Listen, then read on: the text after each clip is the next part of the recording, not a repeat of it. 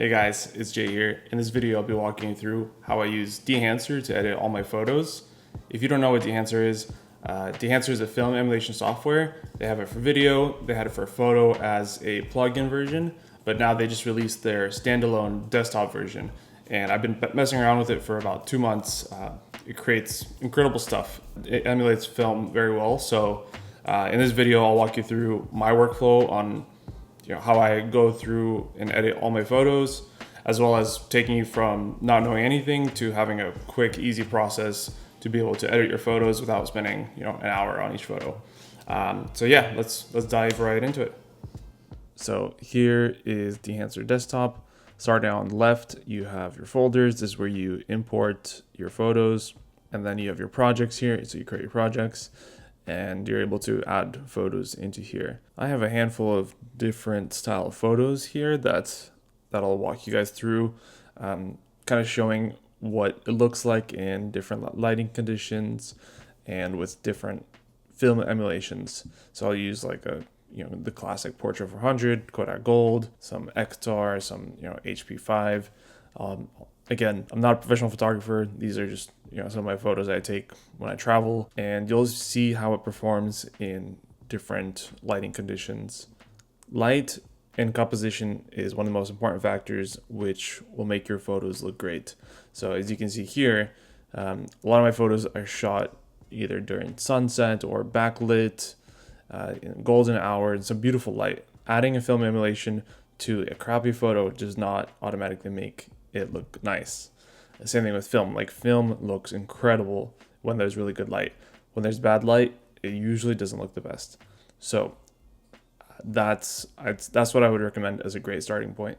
And this video might be a bit long because I'm going to walk through quite a bit of different edits, a few different photos, so I can really show you my workflow, how all the different film emulations work, how they work on different photos, and how I pick which one I want to use.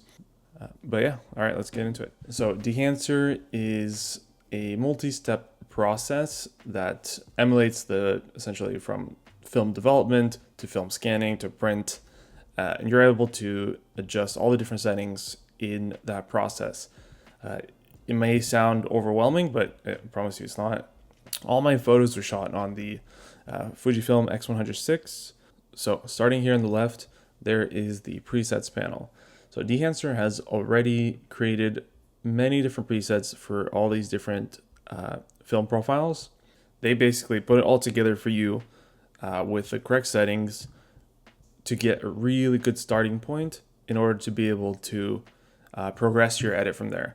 And once you have a really good edit, then you can go ahead and save it to my presets. And from there, you're able to literally just click on it and then have it applied to your photos right away. And then all you have to do is adjust exposure and the highlights, a little bit of color, and it's pretty much good to go. Here you can also sort by the different films, as well as you can favorite the films, your favorite ones, so it's easier for you to find them. I will start out with, let's just start out with a Portra 400 edit for this photo. First setting is the raw setting. Here we adjust the exposure and the highlights. There is source here as well, but the Dehancer team say it's better to adjust the exposure here as you'll get better results.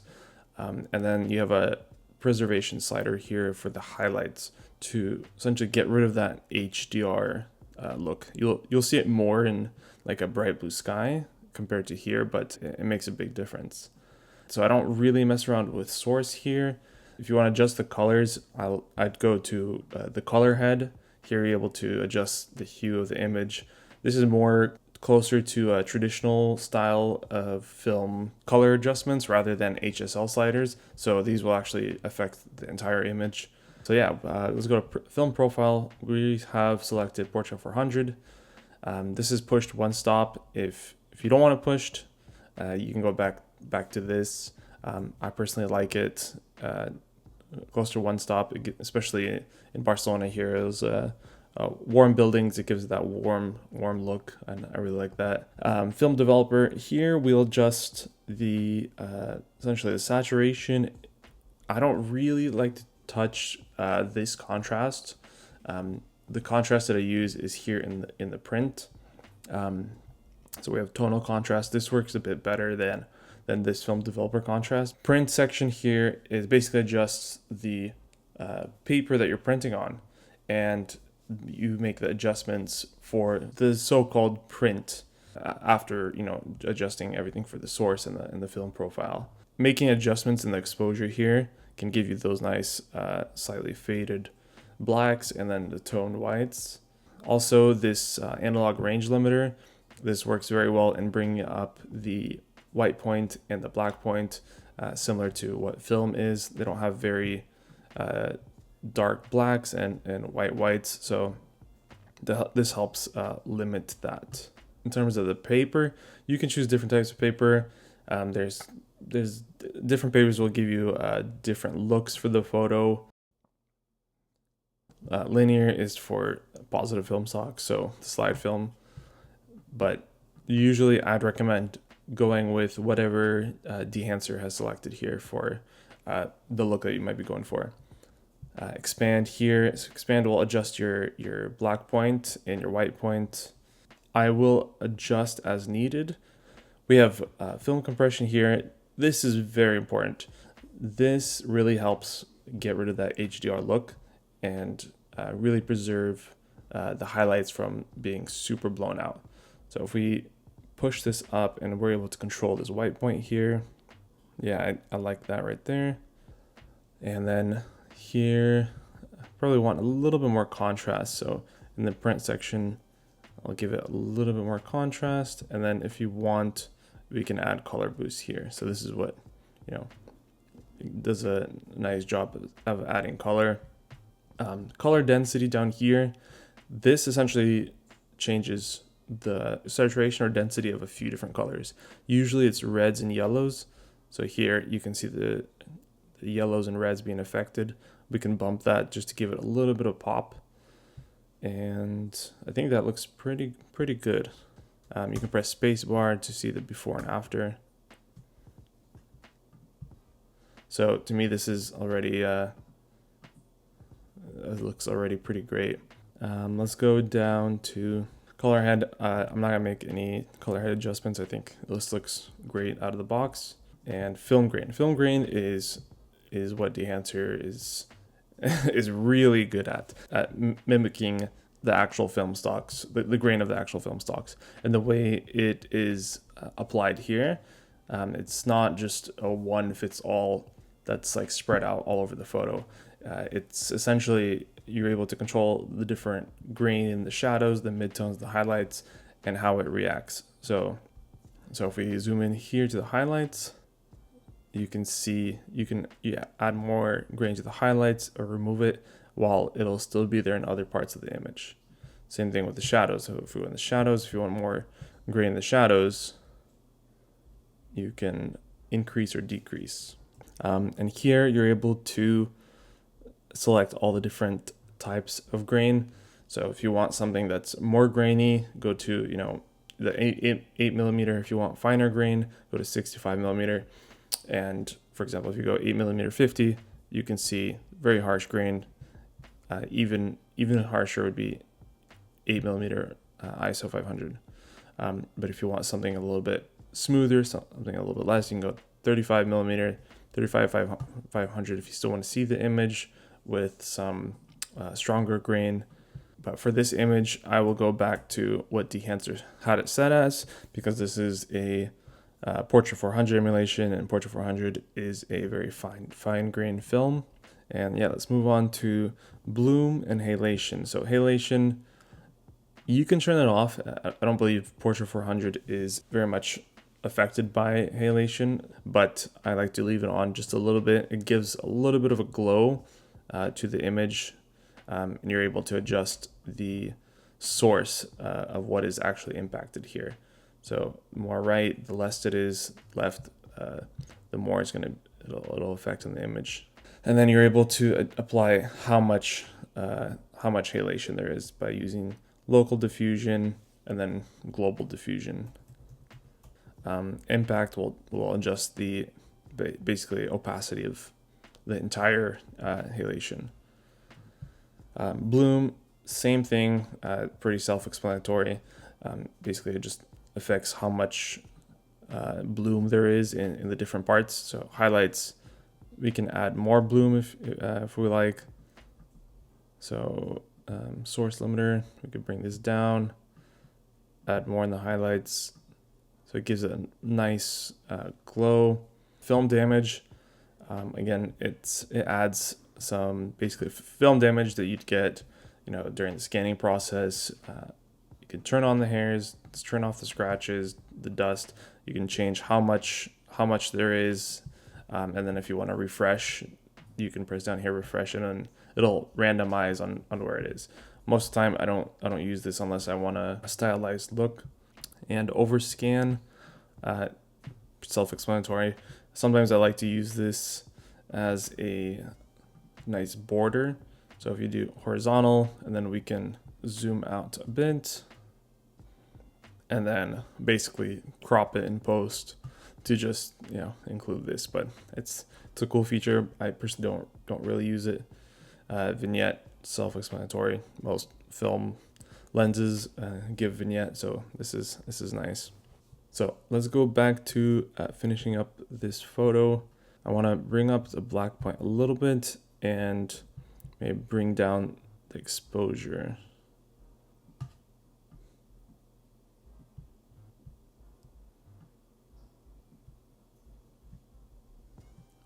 Bringing down the exposure also affects the contrast. So you could do a little bit of both, add contrast. I personally like a bit more of a contrasty image. I like some saturation, some pop, and contrast to the image rather than it being very faded. Again, personal preference. I personally think this photo probably needs a little bit more grain. It gives it a bit more character. But we can use, actually really like that. Before, after, I think that's a great looking photo. Once you're done, you can save snapshots here, so you can save this one, change around, use a different preset, and then save it here, and you're able to switch around between the two. It's pretty nice. But yeah, once you're done, just go ahead and press apply, and you're good to go.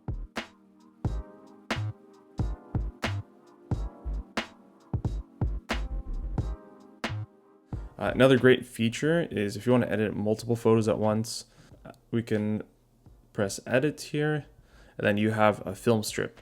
So essentially you can copy the edit from this photo, and then we can go ahead and either paste it to the entire film strip or paste it to this photo here. All you got to do is make a few different adjustments. For example, like the film grain, probably don't want to use this film grain, and then it's really cool way to be able to edit multiple photos at once. But let's go back and let's edit another photo. So let's edit this one. So this is over in Mallorca in Spain. I believe this is the Belmont. Again, I like to start with adjusting the highlights here using the pre-gain, get it to a good place, preserve the highlights so they're not super blown out. Just know that preserving the highlights also kind of gives it a slightly desaturated, faded look. So for this one, I probably want to use something with really nice greens. Let's use Kodak Ektar 100. Again, this is a starting point that Dehancer gives you, and from here you're able to change it to your liking and then save it as a preset for yourself. Dehancer already applied the film compression, the white point, print, a few different values. I like to go here in the print, turn this on, and then it's a little bit too faded. Let's add a little bit of contrast here. Let's add a little bit more film compression in the whites. Let's bring up the exposure a bit here. Even here. I like to give it a bit more contrast, and that's looking good. Here we can maybe adjust the color head here, give it a little bit more, a tad more green. So if you change the green or the pink, it'll really affect the image. Actually like a little bit of magenta into here. I think that looks pretty nice. Film grain, I think this, so if we turn it off, turn it on, the film grain affects the whole image. So it's important to use the correct one. Yeah, I like this one a lot. So halation gives a nice glow. I'd probably maybe amplify it a little bit. So let's add a little bit more, and then bring down the source limiter. And I want to add more bloom to this photo, so we can add more bloom to the highlights. And let's see how that looks. Yeah, it gives it a nice dreamy kind of glow. And from here, I'd probably want to bring up the white point a little bit, and then maybe bring down the exposure. So the colors just change here. This is a bug, I believe, in Dehancer. So if you're adjusting the print, it'll default back temporarily to what it was beforehand. Just go back here and uncheck and check it back, and then it'll go back to normal. I think that looks pretty great. Let's maybe add a bit more contrast. Yeah, to me, that looks great.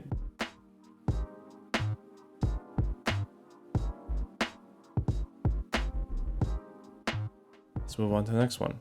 Let's do a black and white one here. I really like this photo. It's a candid, street photo. This guy's out of focus. This guy out here is in a business suit. I think for this, maybe HP5. This looks as a great starting point.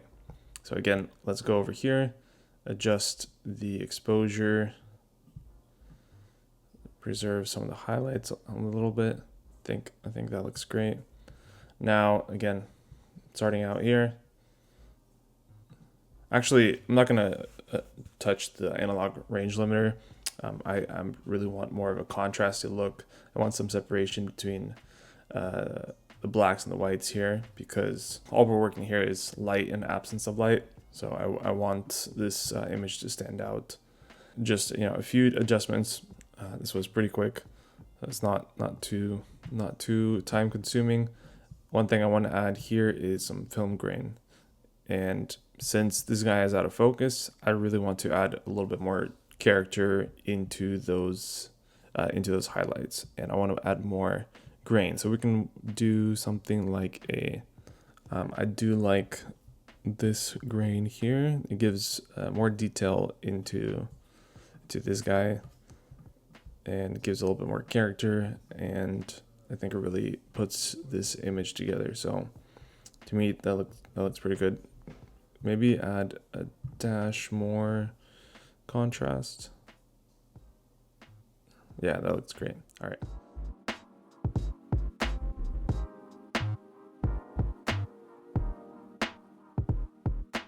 Let's do a Kodak Gold 200 edit here. Again, this is not a great lighting scenario. This is in Barcelona. Again, the first thing I like to adjust is the highlights and the exposure. Now let's go to color negative and find Kodak Gold 200. So already off the bat, it has a great starting point. I just want to focus on these highlights. Otherwise, this will give it away that it's not really a film-like image, is that HDR look. So preserving these highlights is important, as well as going over to film compression and turning up this white point, basically bringing down the white point and putting up the impact. There we go. That looks much better. Now let's go over to print. The more you do it, the faster this process gets. Add a little bit more contrast. Let's bring up the exposure a little bit. And I want to add a bit of color to this image. So yeah, let's do a little bit of more yellow here. Just give it a little bit of warmth. Just want to add maybe a bit more warmth in the shadows so we can see what it looks like here. I think that looks pretty great. And I want to add a bit more contrast as well. I mean, a bit more color to this image. And let's go back here. So color density, it just affects the reds and the yellows here. Let's turn on this range, analog range limiter. I forgot to turn that on.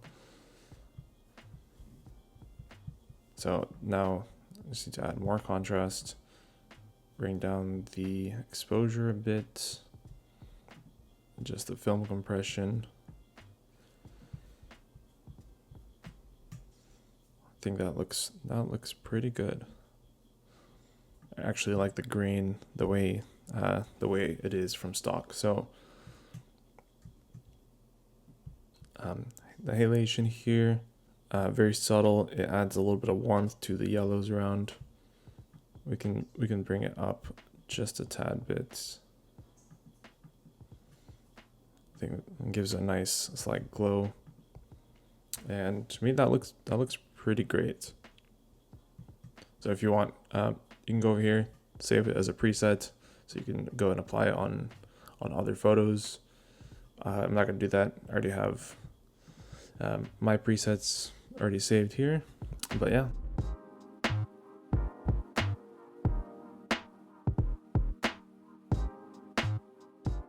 Let's do a positive film stock. Yeah, let's do a positive film stock. Let's use Velvia 50. The lighting isn't too great here, but we'll work with what we got. It's not a great image, but I think this photo, it would look pretty nice in for a slide film. So I really love how a slide film looks with the beautiful colors and the pop. So let's try to emulate that a little bit. I'll turn on the film developer, then add a bit more color here. And then go back and adjust the exposure. I think the grain looks good as it is. There's not much that I would adjust to this image. I think it looks pretty great. So we have before and after.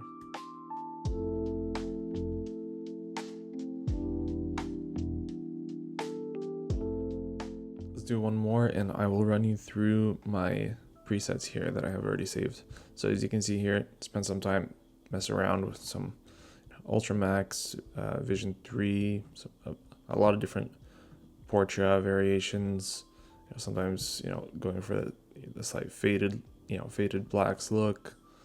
Yeah, Kodak Gold, Ektar. For this one, I actually like a little bit of this faded look in the shadows. Let's adjust the exposure. I think that looks pretty good. And preserve some of those highlights. And bring down the exposure a tad bit. Overall, this is what the presets are really great for. You set up, a film profile with a few different variations. Open a photo, hover over it, make a few exposure adjustments, color adjustments, and boom, you're good to go. To me, that's a wonderful photo already. You can maybe add a bit more grain, but to be honest, this looks pretty great.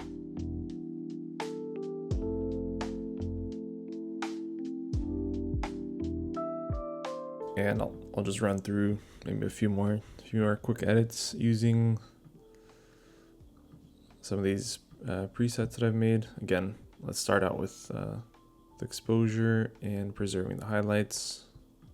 Yeah, I actually like this Kodak gold look for this one.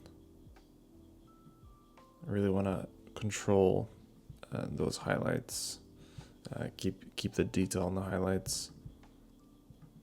Let's go to print. Maybe add a bit more contrast. And yeah, I think that looks really great. Again, lighting makes a huge difference in photos.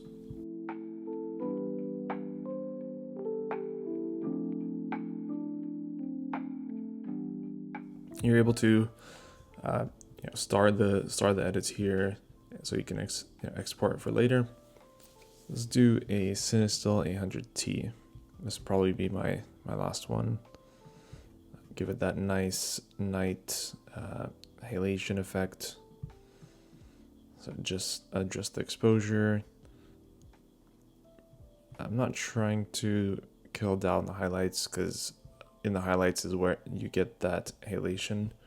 And we can go down to the halation to bring it up a little bit. To be honest, this halation looks really great compared to actual CineStill 800T film, but I do want to add a bit more of that teal look, and this is where changing this tint of the source image is not great, because that also affects the color of the halation. So this is where I want to go to color head and add maybe a bit more blue, a bit more cyan, maybe bring up the exposure here.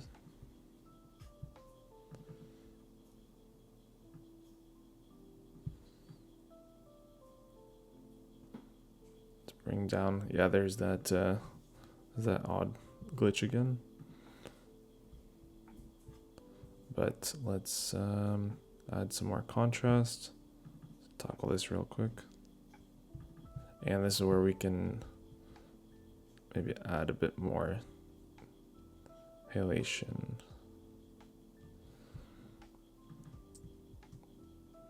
I think that looks pretty great. Maybe add a little bit more green. Yeah, to me that looks pretty great. Before, after, I mean, that halation is beautiful, especially compared to actual CineStill 800T. So we can go ahead and press apply.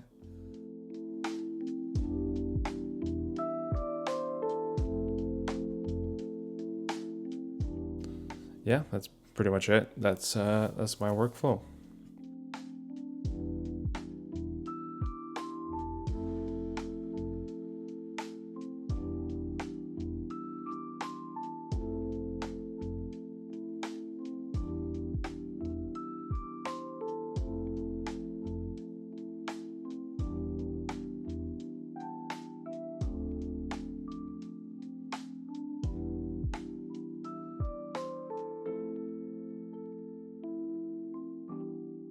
Well, yeah, that's pretty much it. If you want to check out Dehancer, I have a link in the description. You can use my code JF for 10% off. I'll probably be making some videos in the future for Dehancer. Some improvements that I think Dehancer can make, and this is only, they've only released their software a few months ago, so I'm sure they're going to be making improvements as time goes on. Maybe controlling the highlights a little bit more. I feel like I struggled in some photos. I know my Sony a7 III, I had some issues getting rid of that HDR look. And one more thing is metadata preservation. So being able to preserve the date, the time, location in the export, I think that's a huge thing that will be a great improvement. Yeah, that's about it. Thanks for watching. All right, see you guys.